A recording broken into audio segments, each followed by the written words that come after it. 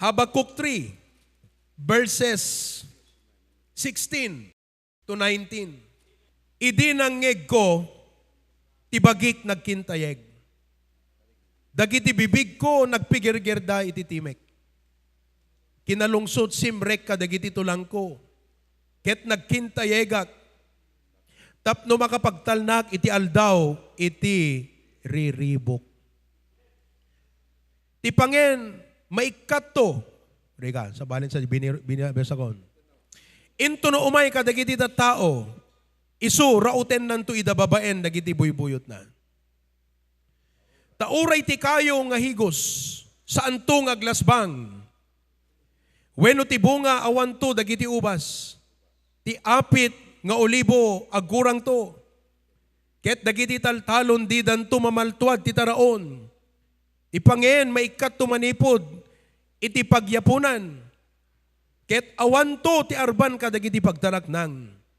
Nupay kasta.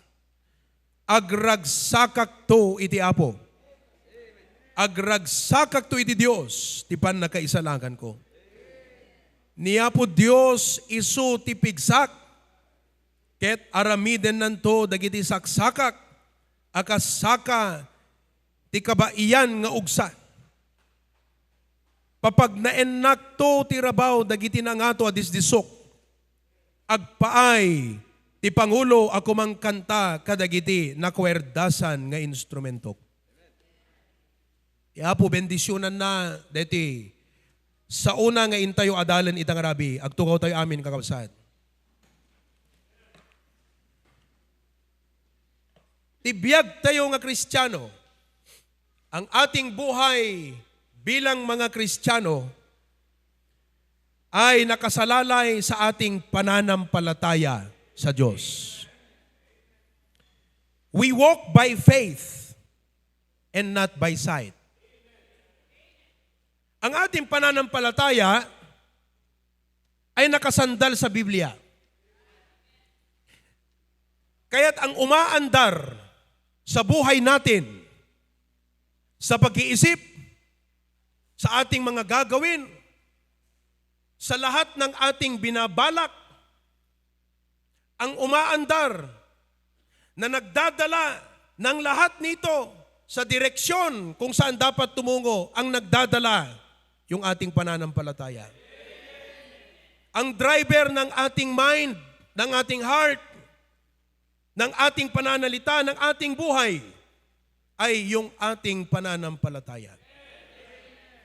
Kaya ka nandito ngayong gabi, dahil yung pananampalataya ang pinaandar mo. At kung bakit yung mga dapat nandito, wala, hindi po umandar yung kanilang pananampalataya. Umandar po si Mr. Juan Tamad sa kanila. Umandar po yung kanilang laman. Kaya kung ma-realize lang natin na bilang mga Kristiyano, matutunan nating lumakad sa pananampalataya. Mga kapatid, we will be able to please God and we will be able to bless others through our life. Kaya't ngayong gabi, nais kong ipagpatuloy yung ating lesson last Wednesday night. Kita nyo naman, wala po ako dito nung Miyerkules ng gabi, pero ako pa rin ang nag-preach. At napakaganda ang feedback. Maraming nag-message sa akin at sabi, Pastor, ang ganda ng message ngayong prayer meeting. Dahil po, nung last Wednesday, ay aking ipinakita na sa pamamagitan ng pananampalataya, ipinakita ko kung anong magagawa ng pananampalataya. Now listen, in contrary, marami pong pwedeng magawa ng pera. Maraming pwedeng magawa ng talino. Marami tayong pwedeng magawa pag malakas tayo. Pero ang ating tinitignan, ano ang magagawa ng pananampalataya? Yun po ang dapat nating matutunan. At alam nyo, bilang pastor, Dahil ko ring sabihin sa mga pastor natin ng HBBC, ito ay dapat nating matutunan. Dahil kung hindi tayo lumalakad sa pananampalataya, wala tayong opsyon kundi lumakad sa laman. At hindi tayo magiging ehemplo sa mga mananampalataya na ating pinangungunahan. Kaya dapat tayong mga pastor, mga preachers, mga coordinators, maging halimbawa, maging modelo kung papaano ang buhay pananampalataya. Ngayon, hindi lang sa aming pastor, tayong mga tatay ng pamilya, ipamalas natin. Hindi po masama ha, yung salitang ipamalas. Tagalog yun ha. Ang ibig pong sabihin ng ipamalas, ipakita. Baka mamaya, pag uwi nyo, sasabihin nyo, ading baga ni pastor nga dakos ha, malas. Ipamalas natin, mga tatay, ipamalas natin sa mga anak natin. Hindi lamang kung ano ang kapangyarihan ng pera o kapangyarihan ng edukasyon, kundi ang kapangyarihan ng pananampalataya. Upang sila din ay sumunod sa ating yapak at sila ay mamuhay sa pananampalataya. Kung bakit natin pinag-uusapan ito? Sapagkat ito po ang isang elemento na wala sa mga tagamundo. Wala ho silang pananampalataya. Kaya't ang tawag po ng Biblia sa kanila, unbelievers. Ang ibig sabihin ng unbelievers, hindi mananampalataya. Kaya dahil hindi po siya mananampalataya, ang umaandar sa buhay niya, hindi po pananampalataya sa salita ng Diyos, kundi yung kanyang sariling nature lamang. Kaya sabi ng Bible, hindi pwedeng magkasama ang mananampalataya kung practicing believer yan, at ang hindi mananampalataya, sapagkat hindi po talaga magtutugma ang kanilang pag-iisip. Hindi magtutugma ang kanilang gagawin. Hindi magtutugma ang kanilang damdamin. Sapagkat sa mananampalataya, ang nagpapaandar sa pananampalataya niya, Biblia. Doon sa hindi mananampalataya, ang nagpapaandar sa kanya, laman. Kaya't hindi magtutugma. Kaya naman, tayo na tinawag na mananampalataya ay huwag lumakad ayon sa buhay ng hindi mananampalataya. Kaya dapat matutunan mo paano lumakad bilang mananampalataya. Ngayon po, ano ba ang magagawa ng pananampalataya sa atin? Una, true faith in God, nakita natin dito sa verse number 16, ang sinabi, when I heard, my belly trembled. Sino po sa inyo ang katulad ko na pag may napapakinggang masamang balita, may epekto sa ating pagkatao? Oo. Kinakabahan ka, di ba? Apektado ka. Tanungin mo sa katabi mo, naapektuhan ka rin ba? Pero my lips quivered. Rottenness entered into my bones. And I trembled in myself that I might rest in the day of trouble. Alam nyo, ang ganda ng salitang I might rest. Ibig pong sabihin, sa panahon na merong mga nakakatakot, nakakakaba, nakakabalisa na mga dumarating sa ating buhay, ang ginagawa ng pananampalataya, binibigyan kanya ng tapang na harapin lahat ito. That's why number one, through faith, we can have courage when we are afraid. Hindi natin may kakaila at hindi mawawala na sa ating likas na pagkatao, we are afraid. Pero salamat sa Panginoong Diyos na dahil at sa pamamagitan ng pananampalataya ay kaya po nating harapin ang lahat ng ito ng may tapang. Kung gusto niyo pong balikan ang aking paliwanag, dito ang pinaka-punto ng aking pong paliwanag nung Miyerkules ay ganito. God is greater than your fears. Balikan nyo na lang po doon sa Facebook natin at panoorin nyo yan. Ngayong gabi, dumako tayo sa pangalawang punto. Ano pa ang gagawin ng pananampalataya natin? Dito naman sa verse 16 muli. When I heard, my belly trembled. Ang ganang sabi niya, I might rest in the day of trouble. When He cometh up, ibig sabihin, habang po siya naghihirap o habang po nag-i-struggle ang propetang ito, mga kapatid, dahil sa kanyang mga hinaharap, inaantay po niya ang Panginoong Diyos. That is why the second truth that faith can do is number 2, we can have patience when we have to wait. Ang gagawin po ng pananampalataya sa atin ay magagawa nating mag-antay. Ano ba yung Tagalog ng patience? Oo, mag-antay. Magtiyaga sa pag-aantay.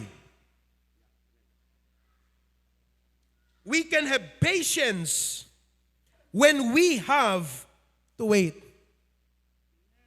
Tandaan niyo po, na pag ang Diyos ay sumagot ng ating mga hinihingi, may yes. Ibig sabihin, immediate ang katugunan. Meron din pong no. Kailangan mo rin ng pananampalataya na tanggapin yung no ng Diyos.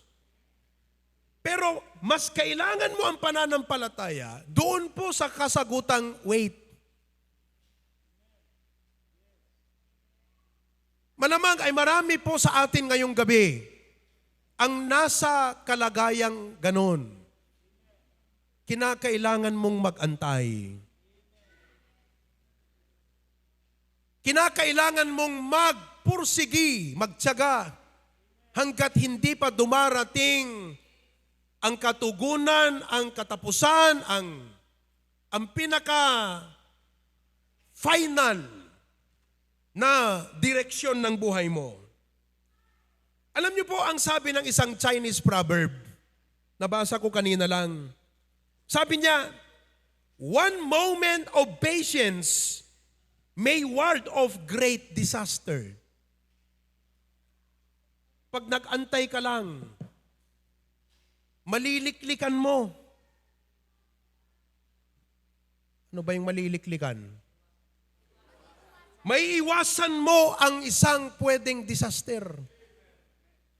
One moment of impatience may ruin a whole life.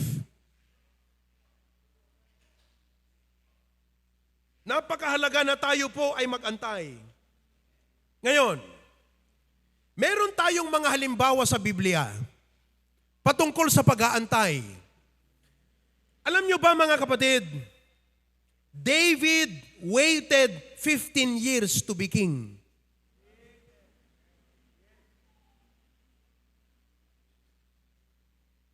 He waited 15 years to be king.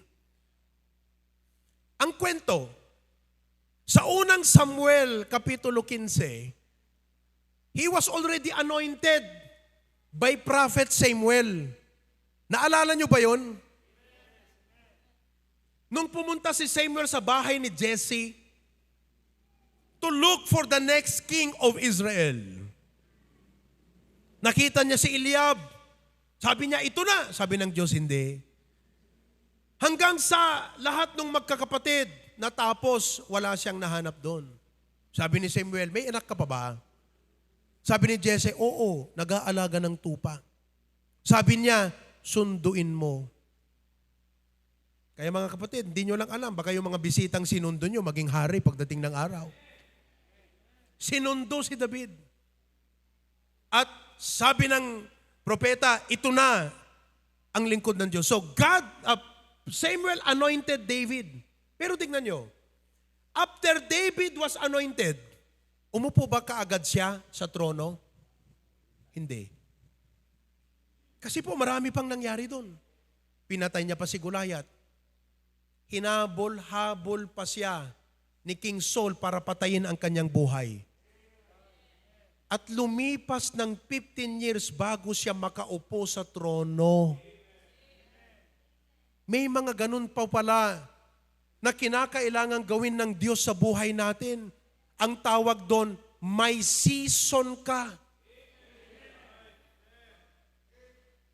Kaya kung sa oras na ito, nakikita mo na pinagpapalang iba samantalang ikaw ay hindi, huwag kang ma-discourage.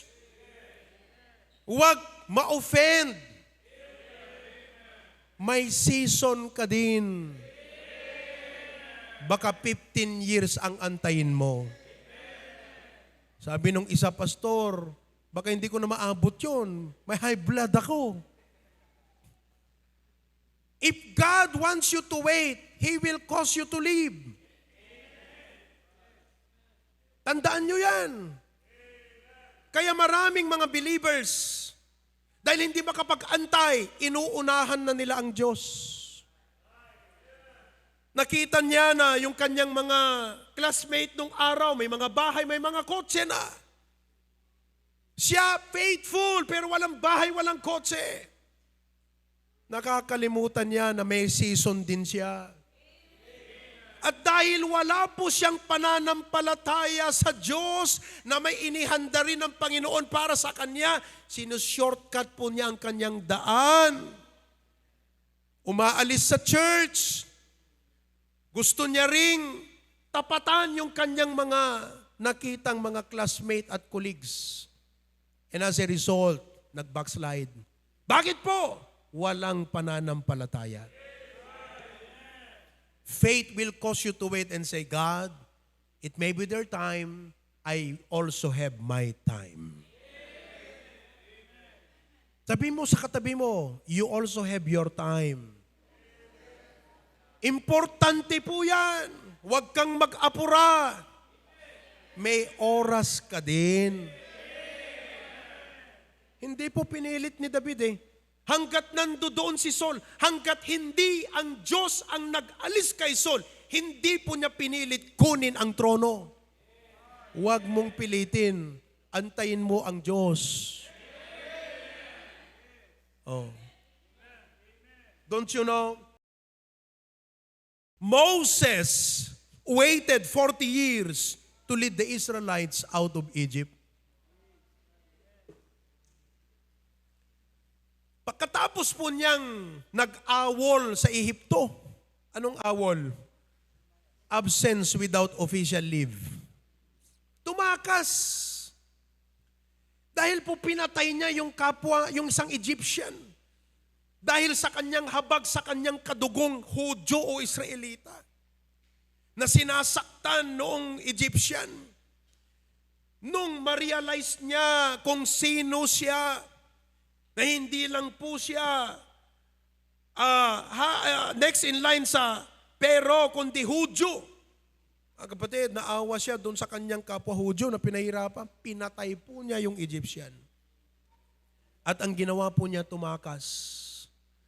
At doon po, sa wilderness, pinrepair po siya ng Panginoon doon ng 40 years.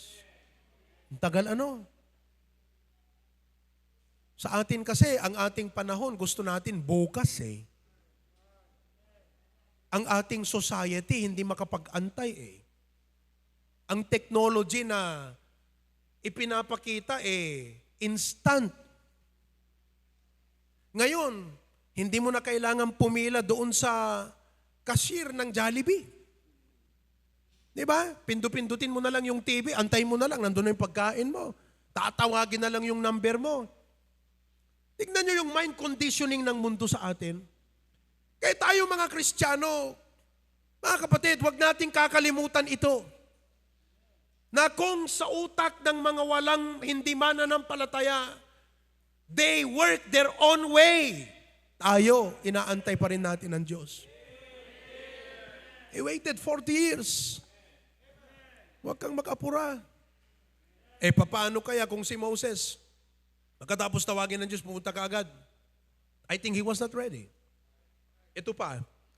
Sarah waited 25 years for her appointed child, Isaac. 25 years po nag-antay si Sarah.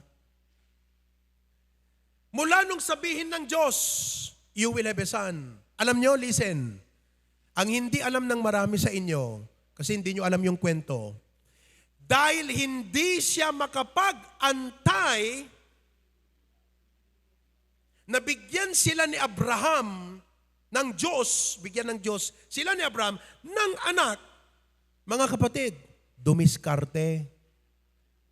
Hindi ho masama ang pagdidiskarte kung ayon sa will of God.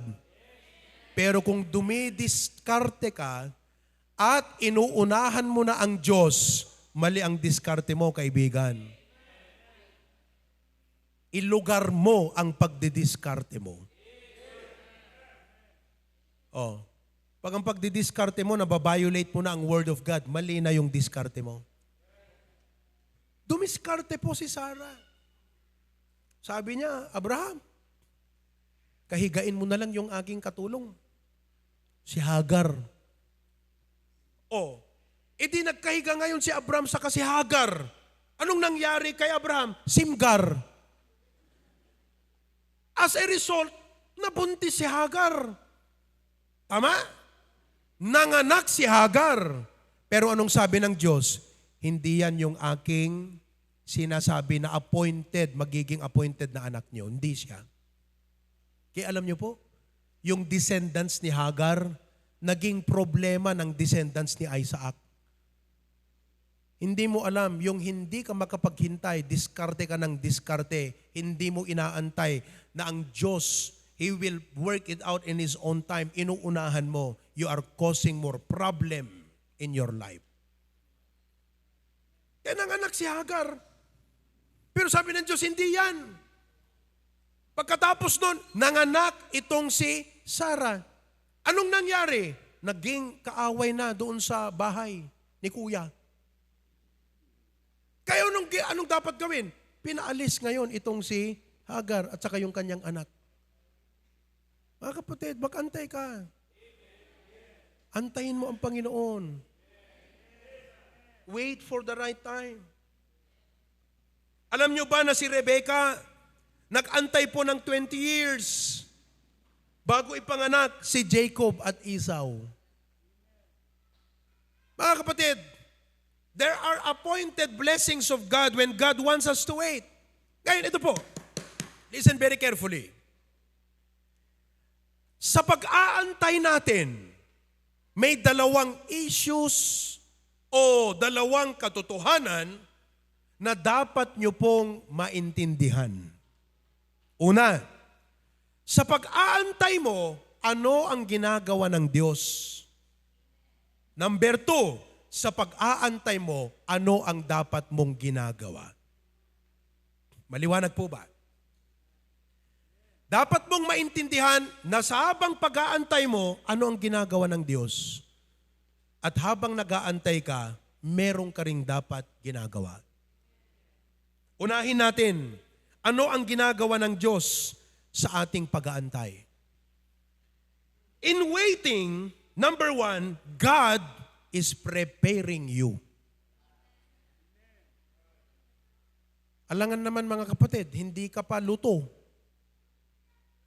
Idadasar mo na. Nakusil ka pa lang. You're not yet ready. And in my life as a pastor, I know when I was a young pastor, I was not ready.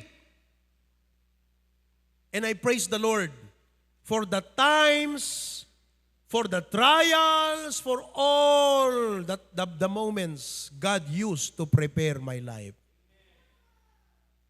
God is preparing you.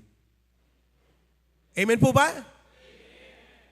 Number 2, in waiting, God is proving you. He will test you. Tingnan niyo po sa Deuteronomy chapter 8 verse number 2. Ang sabi doon, and thou shalt remember all the way which the Lord thy God led thee these 40 years in the wilderness. Alam niyo ba, na mula Egypt, meron pong shortcut papuntang Israel sa Jerusalem, Promised Land. Pero dinala po sila ng Panginoon doon sa Great Sea, sa Mount Sinai, at kailangan pang umikot. Una, they were not ready. Kasi kung dito na po sila dadaan, they were not ready for war because they were trained to become slaves. At kinakailangan na ang Diyos, i-training niya muna sila doon sa wilderness. Na maalis yung kanilang slave mentality at maging soldier mentality. Yun ang ginawa ng Panginoon sa kanila doon. Kaya sabi niya, God led thee these 40 years in the wilderness to what? Humble thee. Alam niyo, maraming mga matagal ng Kristiyano na mga men, akala niya dahil magaling magsalita, papipreachin ng pastor. Hindi kita papipreachin. Bakit? Kailangan mong i-prove ang sarili mo. To prove thee, to humble thee, and to prove thee. There are many of you men who, kung base lamang sa kwalifikasyon, magaling kang mag-preach. But you have to prove yourself. Pastor, ang tagal ko na rito, hindi pa ako preacher, hindi pa ako magpipreach. Antayin mo. Mag-antay ka. Kasi, pwedeng mamaya lalabas ang yabang mo. Humble Kaya nga sabi ng Bible, lay hands suddenly and no man. Kaya pagka minsan iniisip ko, Lord, itong mga pastor namin, Pastor Ber, Pastor Dennis, itong mga preachers namin, kayong mga pastor, preacher, pwede kayong maging mayabang. Akala nyo mas magaling kayo sa senior pastor. Akala nyo mas matalino kayo sa senior pastor. Bakit? Kinakailangan mong i-prove at kinakailangan ma-develop ang humility sa iyo. Na hindi ka magmamagaling, kundi marunong kang sumunod, magpakumbaba. Ang pinag-uusapan natin dito, ministry, ha? Sa mga leaders natin, ha? Kailangan yun. You need to prove yourself. Prove yourself loyal. Prove yourself faithful. Kaya ang ginawa ng Diyos sa kanila. Kasi po, itong mga Israelites, meron po silang ugali. May ugali. Nakakaiba. Minsan nakakatakot na kaming mga pastor, halimbawa pagtitiwalaan ko si Edward, may ugali pa lang hindi maganda. Binigyan ko siya ng ministry, maya-maya, mga kapatid, kung ano-anong gagawin niya dyan, kasi lalabas na yung ugali niya. Anong naging problema? Minadali. Hindi luto. Hindi po siya naihanda. Hindi po naalis yung kanyang pagiging self-centered. Alam nyo, problema yan ng mga senior pastors na kagaya ko. Kagaya namin. Si Pastor BMA, marami siyang kanyang mga problema. Marami siyang malaki ang kanyang ministry. Pero ang lagi niyang problema, yung mga pastors, mga preachers, akala mo kung sino. Minadali. Hindi mo na-realize later on, doon na pala lalabas yung kanyang totoong ugali. Nakikinig ba kayo, mga pastors, preachers, mga leaders? Prove yourself. To know what was in thine heart. Yun pala, may mga hindi pala maganda sa puso. Whether thou wouldest keep His commandments or no. Kaya kung bakit tayo pinag-aantay ng Diyos? To prove us. Because in the course of waiting, dun mo makikita kung sino ang faithful. Sino ang mapagkakatiwalaan. Hello? Oh. Hindi yung na-save kahapon, ngayon preacher na. Wala pong ganun. Hindi yung na-save, yung iba nga kailangan pa. 20 years bago naging preacher eh. 20 years bago naging pastor. Kasi hindi po madali na i-entrust, na i-ordain ang isang tao na maging servant of God, katuwang ng pastor sa pangunguna ng mga tupa ng Diyos. Hindi po madali. Hello? To prove you. Number 3, hindi lang po dyan. But in waiting, God is purging you. In waiting, God is purging you. Anong ginagawa ng purging? Inaalis po ng Panginoon yung mga bagay, kaisipan, elemento na hadlang sa pagiging matagumpay mong lingkod ng Panginoon. Wala naman pong tinawag ng Diyos na Kristiyano na maging failure. Wala pong tinawag ng Diyos na pastor para maging failure. Lahat po yan tinawag niya para magtagumpay. Kung bakit nagiging failure ang Kristiyano, hindi po kasalanan ng Diyos. Kanya lang po, yung Kristiyanong iyon, yung lingkod na yon, meron po siyang ugali, pag-iisip, gawi na hindi po tama. At yun po ang cause ng kanyang failure. Kaya ang ginagawa po ng Diyos, inaalis niya po yan. Alam niyo, dapat makita natin ito. He will purge us. Amen? Number 4, in waiting, God is not only preparing you, God is not only proving you, God is not only purging you, He is perfecting you. Ang salita pong perfect, alam niyo ang salitang perfect? Anong ibig sabihin ng perfect? Pag sinabi, Pastor, ang perfect, ibig sabihin, flawless, hindi na magkasala. Hindi po. Ang ibig sabihin ng perfect, complete. Ang ibig pong sabihin ng complete ay kung ano yung kailangan mong wisdom, ano yung kailangan mong grace, ano yung kailangan mong skill para harapin yung mga bagay-bagay sa buhay mo. Yun pong ibig sabihin ng complete. Ibinagkakaloob ng Diyos sa iyo yung biyaya na yun. Amen po ba? And God knows when you are ready. Because a blessing that you receive na hindi ka ready, mga kapatid, can destroy your life. Alam natin, there is a time for everything. Kaya nga sinasabi natin dito, pag nag-aaral ka, mag-antay ka muna. High school ka, naka-aram ka.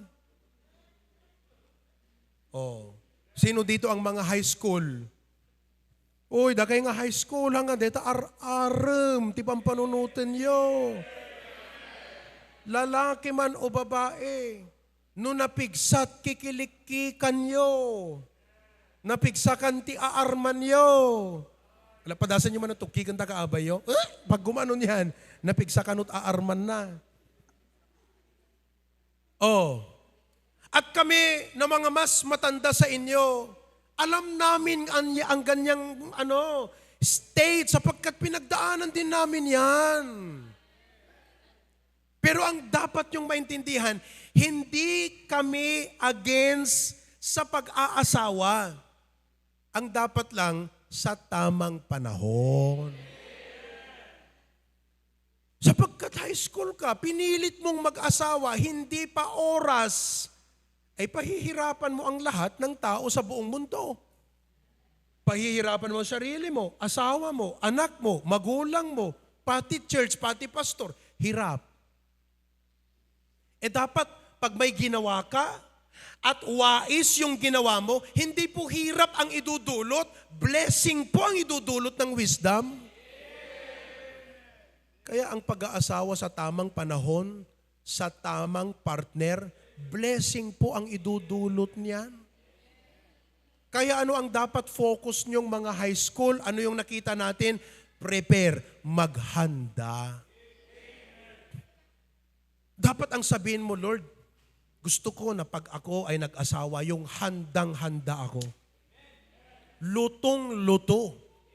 Hinog na hinog. Yung iba mga kapatid, medyo sobrang sat hinugnan. Nalungsutan, kakabsat. Aya. Matnagan. Okay? Pabayaan nyo na sila. Di baling sobrang hinog kaysa hilaw.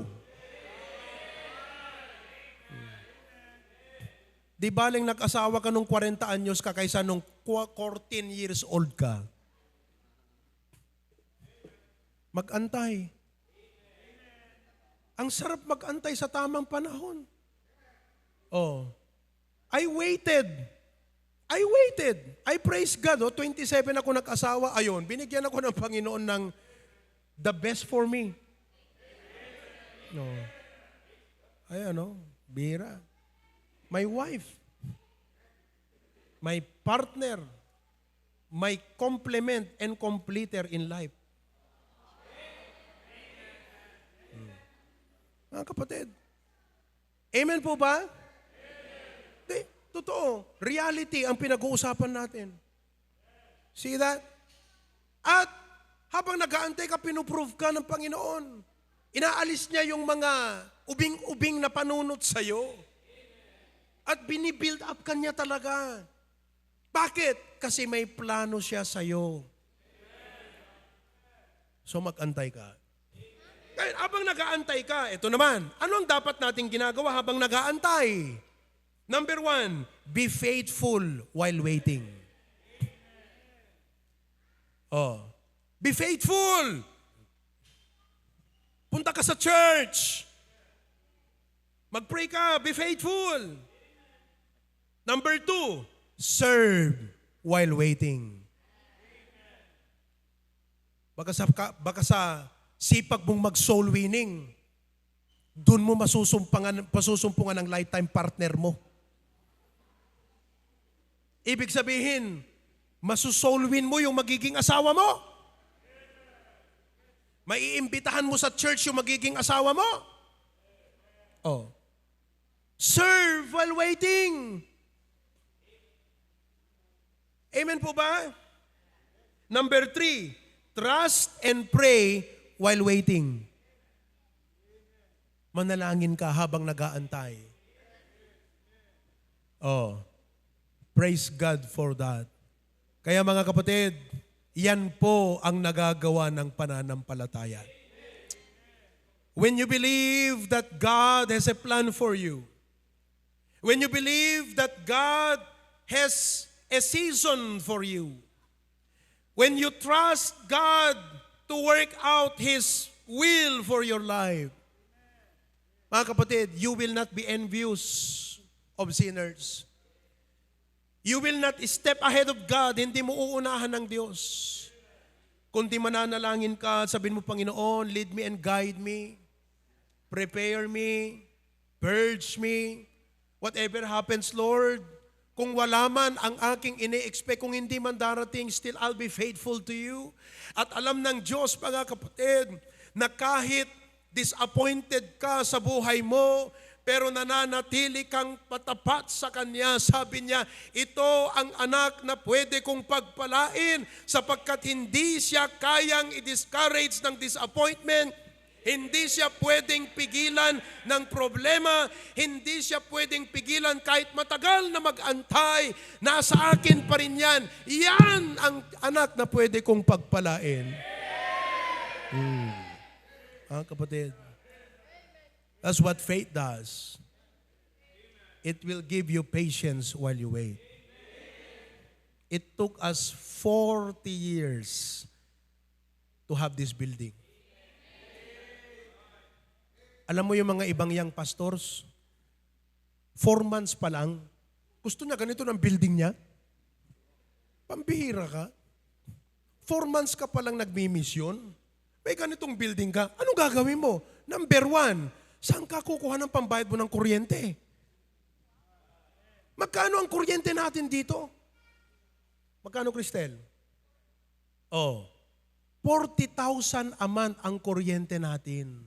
Kayo, ilan ang kuryente sa bahay nyo? Magkano? Pambira ka. Pastor, 4 months ka palang nagmi-mission, gusto mo ganito na kaagad, kalaki ang gawain mo? Ay, saan ka kukuha ng 40,000 na pambaybo ng kuryente kada buwan? Hello? Oh, kaya talagang may proseso ang Panginoon eh. Oh. Eh kahit na, sabihin na natin ang Panginoong Hesukristo nga, He waited 30 years bago siya nagsimula ng ministry. Ang ministry niya 3.5 years lang, pero kita mo ang impact, mga kapatid. Very short period of time, pero grabe ang impact ng ministry niya na inantay niya ng 30 years. Kaya mga kapatid, learn to wait. Learn to wait upon the Lord. Amen. I hope you are blessed tonight. Every head be bowed, every eye be closed. With God, no waiting is ever wasted. Because God is doing something and you are doing something, waiting is not waste. It is a necessary, essential part of God's process in your life. I want you to pray. May oras tayo. I want you to pray. You can kneel down where you are, if you can. Kung kaya niyong mag-kneel down kayo dyan. Kausapin niyo ang Panginoon. Sabihin, Lord, thank you so much. This message is what I need. I've been waiting. And I am not afraid to wait. Hindi ako natatakot mag-antay. Because God, I trust you. I will wait on you.